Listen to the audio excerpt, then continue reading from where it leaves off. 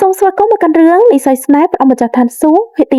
15តវិភាគមុនបញ្ជាសួរបន្តប្រតិកម្មប្រពន្ធនៅជីវិតនៃពិភពរមែងស្លាប់មានអ្នកខ្លះនៅក៏មានការរងទុក្ខវេទនាអ្នកខ្លះនៅក៏បានសប្បាយរីករាយនៅក្នុងជីវិតរបស់ពួកគេក៏ប៉ុន្តែពួកគេសុទ្ធតែកំណត់ជីវិតមកកើតចាស់ឈឺស្លាប់នៅក្នុងជីវិតរមែងស្លាប់ហើយរូអ៊ីក៏បានប្រតិកម្មប្តីថាខ្លួននឹងមិនបំពេញសន្និចាំម្ដងទៀតទេបន្ទាប់ពីនោះនាងក៏បានសួរតើពួកជើនឹងរស់នៅក្តីស្រឡាញ់ទុក្ខវេទនានៅទីនេះជាមួយគ្នាបញ្ជាសួរក៏បានងក់ក្បាលចុងមកព្រឹកស្អែកឡើងបញ្ជាសួរក៏ស្រាប់តែស្ទីបក្រែមម្ខាងទៀតមិនឃើញប្រពន្ធតតែសោះពិតជាមានអារម្មណ៍តាភ័យហើយថាប្រពន្ធនឹងទៅជួយគេដែលមានការខុសច្បាប់ទៀតអំឡុងពេលនោះស្រាប់នឹកឃើញហើយរូអ៊ីនាងកំពុងតែដុំជាមួយនឹងឈើបង្កើនការរឹងមាំរបស់ដើមឫស្សី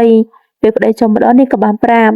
សូមជួយចងចំណងខ្សែនេះដើម្បីដើមឫស្សីមានអាយុកាលដល់វែងឆ្ងាយ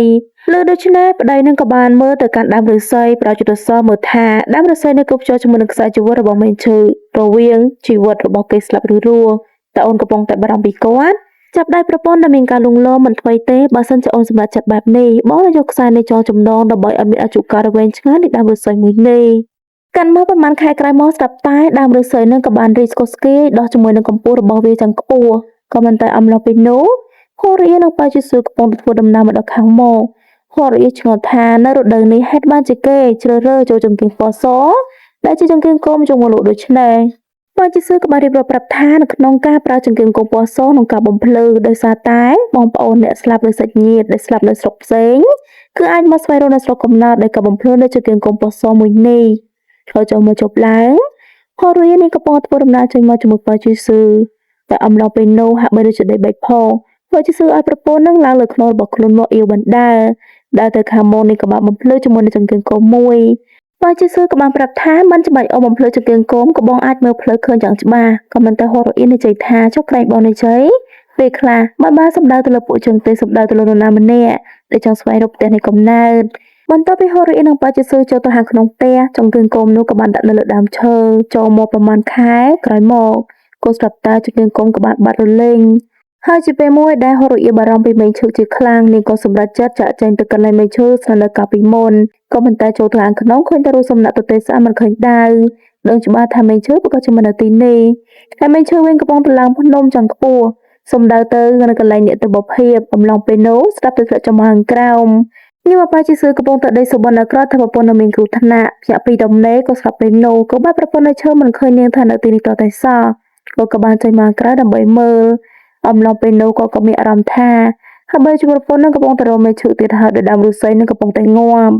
ចំណែកមេឈើវិញពេលធ្លាក់មកក៏ត្រូវបានវេទមន្តត្រកទម្លាក់ចុះខាងក្រោមថ្នមគឺត្រឹមតែប្រវែងតិចតែប៉ុណ្ណោះក៏ឆ្ងល់ថាតែគ្រូរបស់ខ្លួនមកមែនទេតែមិនអាចទៅរួចស្រាប់ពេលនោះក៏គាត់ចាប់ដើរក៏ដើរនឹងហោះចេញមិនតែនោះជាស្នាក់ដៃណាគូជាគ្រូរបស់ខ្លួននោះឯងគឺជាហូរីអ៊ី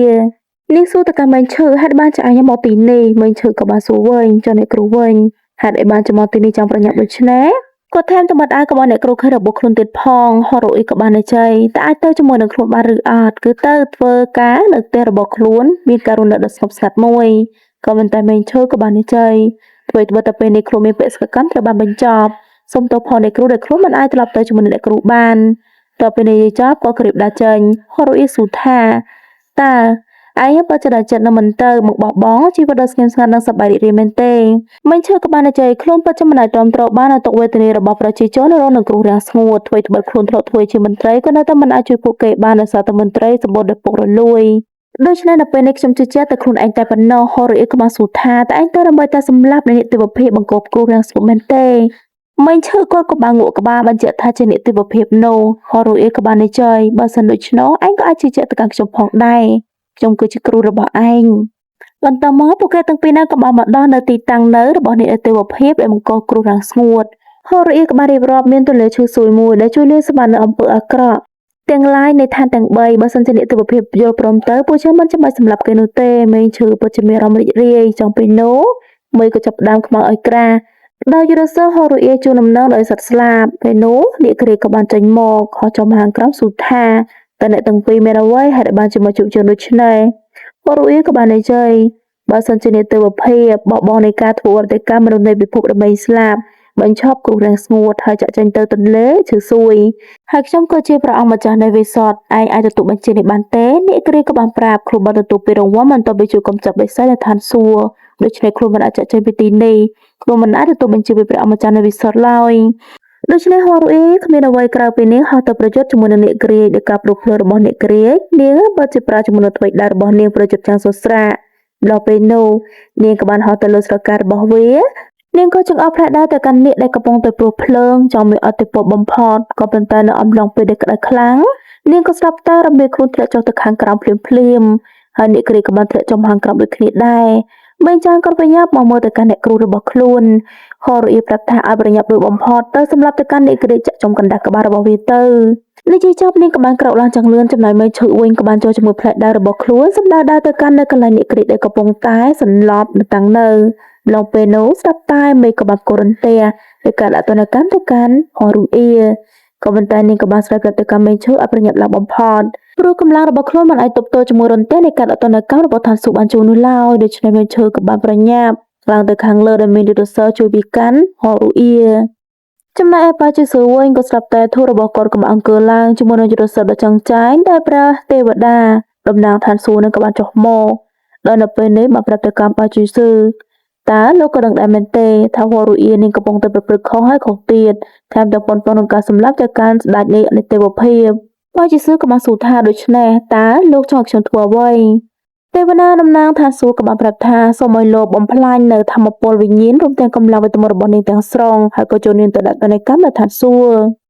៌ងាកមកមែនឈើវិញកំពុងតែនិយាយនេះទេវភាពឯងគ្មានសិននឹងការសម្លាប់ប្រជាជននៅមង្គលគ្រូរាំងស្ងួតទេក៏បានចាក់ចំកណ្ដាលក្បាលរបស់វាហើយក៏វាបានត្រូវរលាយសាប់សូន្យហើយក៏ខែទៅជាល្អវិញ្ញាណហោះទៅខាងលើហរអ៊ីនេះស្ដាប់តែសន្លប់ចំណែកហើយឈឺវិញក៏បានរីករាយដោយសារពេលនេះលែងមានគ្រោះរាំងស្ងួតបន្តទៀតហើយនៅពេលនេះក៏ស្ដាប់តែ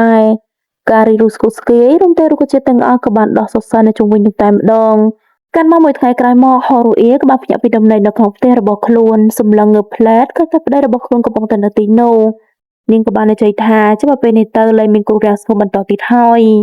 យព្រោះតែខ្លួនបានសម្លាប់អ្នកទេវភាពដែលបង្កបញ្ហាតើបងគិតថាអូនធ្វើខុសដែរទេបងគិតថាបើដូចអូនមានកំហុសប្តីងាកមកផ្លែសួរថាបាត់ណាអូនពិតជាធ្វើកំហុសដ៏ធំមួយពីម្ដងហើយម្ដងទៀតបងតែឆ្ងល់ថាហេតុបានចង់ធ្វើដូច្នេះហូរីក៏បានសួរថាតើបងបានឃើញគំនូរនៅក្នុងបន្ទប់របស់មេឆេមុននឹងគាត់ស្លាប់ដែរអត់វាពុះពេញដោយពន្លឺនៃព្រះអាទិត្យនិងក្តីសង្ឃឹមដូច្នេះអូនធ្វើពីគ្រប់ចឹងដើម្បីមនុស្សរស់មានជីវិតដ៏ល្អបើជាសួរថាបានចង់អូននិយាយអីមិនសមហេតុផលដូច្នេះអូនសន្យាជាមួយមេឆេរឿងតែមួយតែប៉ុណ្ណោះជួយទៅកាន់មេឆេគឺក្នុងការជួយដល់លែងគេកុំឲ្យមានការកាត់ទោសដែលខុសក៏ប៉ុន្តែពេលនេះវិញអូនបែរជាដើរតាមជាមួយនឹងមេឆេរហ័យសម្រាប់ទាំងនេះទេវភាពខុសនៅច្បាប់ឋានសួគ៌ទៀតហូរីនិយាយថារសារនេះនោះធ្វើខុសបើជាសួរថាបើខុសតែវាយ៉ាងម៉េចវាគឺជាច្បាប់ដែលគេបានដាក់ចាក់ចែងមកទៅហើយពេលនេះអូនក៏បំពេញសន្និដ្ឋានក្នុងការរស់នៅរងទុក្ខវេទនានៅពិភពរមែងស្លាបរវាងស្នេហ៍របស់ពួកយើងពេលនេះបងក៏មិនអាចជួយអ្វីទៅកាន់អូនបានហូរីសួរថាចង់បានថាយ៉ាងម៉េចតើបងអាចនឹងចង់សម្លាប់មកកាន់អូនមែនទេបើជាសួរក៏បានប្រាប់ថាដោយសារតែអូនមានការធ្វើខុសម្ដងហើយម្ដងទៀតប្រវេទមន្តដែលមិនត្រឹមត្រូវដូច្នេះគ្រាន់តែដកនៃព្រលឹងបឋមរបស់អូនបំផ្លាញនៅវេទមន្តរបស់អូនទាំងអស់នៅខាងក្នុងតែប៉ុណ្ណោះហូរីក៏ជាមានអារម្មណ៍ថាភ័យខ្លាចយ៉ាងខ្លាំងនិងថែមទាំងជុំសម្រក់ទឹកភ្នែកប្តីក៏សម្រក់ទឹកភ្នែកដូចគ្នាពិតជាមិនចង់ដោយនាងបានសួរថាហេតុអីទៅបងមិនអាចធ្វើបែបនេះដាក់មកកាន់អូនបាននោះឡើយតើនេះក្តីស្រឡាញ់របស់បងមែនទេមិនចម្លែកទេដែលបងមិនចង់មានកូនជាមួយនឹងអូនដោយសារតែបងគឺជាមនុស្សដែលគ្មានបេះដូងដូច្នេះបើជាសួរគ្មានជំរឿអ្វីក្រៅពីទាញប្រពន្ធយកមកដែលបានជាជាកុំតែជាមួយនឹងកម្លាំងយុទ្ធសាស្ត្រនៅវេទមន្តនៅក្នុងខ្លួនរបស់នាងទាំងអស់ប្រាប់ទៅកម្មប្រពន្ធថាអូនមិនមានការជឿចាប់ទេឈឺតែបន្តិចតែប៉ុណ្ណោះហរអ៊ីក៏បានស្រែហេតុបានជាបងធ្វើបែបនេះនាងក៏បានក្អួតឈឺមួយរំពេចប្តីក៏សម្រក់ទឹកភ្នែកព្រោះធ្វើត្បិតថាតំណាងនៅឋានសួគ៌ឲ្យនាងដើម្បីទៅទទួលទណ្ឌកម្មនៅឋានសួគ៌ប្រពន្ធក៏បានស្រវាអោបមកកម្មប្តីបើជាសួរក៏បានអោបប្រពន្ធចង្ណែននៅអំឡុងពេលនេះក៏បានដាក់ប្រពន្ធឲ្យបានកេងនៅទីកន្លែងនេះដល់នៅពេលនេះហើយបើជក៏សម្រាប់ទៅកាន់ហរអ៊ីអញ្ចឹងក៏បានដាក់ចេញទៅហរអ៊ីនឹងហើយដៃបកទៅហើយនាងក៏មានការឈឺចាប់ក៏ស្លាប់របស់ជីវិតនៅអំឡុងពេលនោះចូលមកក្នុងបច្ចុប្បន្នគេសម័យចាប់ហើយណាហរអ៊ីនាងក៏ស្អប់ជាមួយបាយជឿជាខ្លាំងនឹងជាមួយលហេតុដែលនាងចង់សម្លាប់បាយជឿនិយាយថាលោកសុំតែស្លាប់នោះងាកមកនិកាយចិនជៀននៅអំឡុងពេលនេះសិស្សច្បងធំកំពុងរងចាំចាងស៊ូអានកំពុងតែមកដល់អំឡុងពេលនោះទាំង ពៀនក៏បានសួរថាតើបងគឺជាអ្នកដែលមានឋានៈពលដ៏ពិសេសអាចឡើងទៅដល់ឋានសួគ៌មែនអត់អ្នកគ្រូឈីយ៉ាងក៏មិនមកនោះទេដោយសារតែចាងស៊ូអាននឹងក៏មិនអាចឆ្លើយនៅអំឡុងពេលនោះចូលមកលោកគ្រូចាងក៏កំពុងតែនិយាយប្រជុំជាមួយនឹងគ្រូទាំងអស់ថាដាច់ខាតពួកយើងត្រូវស្វែងរកព្រះអង្គម្ចាស់នៅវិសុទ្ធឲ្យបានឃើញតាមតែអាចធ្វើបានលោកគ្រូស៊ីនវ័យក៏ប្រាប់ពួកយើងត្រូវទៅស្វែងរកនៅគ្រប់ច្រកល្ហកទាំងអស់ដើម្បីស្វែងរកនៃម្ចាស់របស់ពួកយើង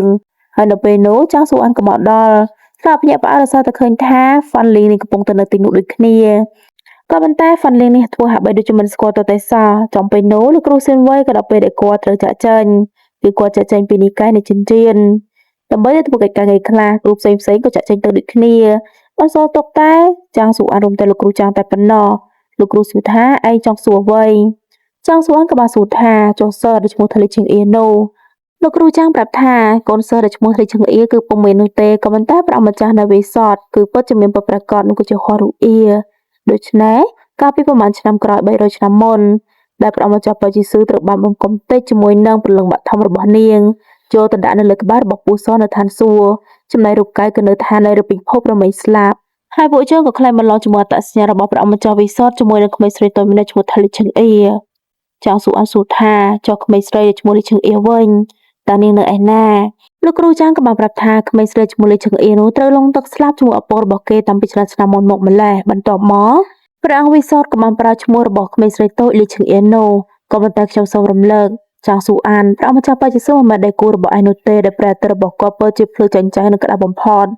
ហើយចាងស៊ូអានក៏បានសំទោសខ្លួនពិតជាមិនប្រមាថខ្លួនទោះតែសោះ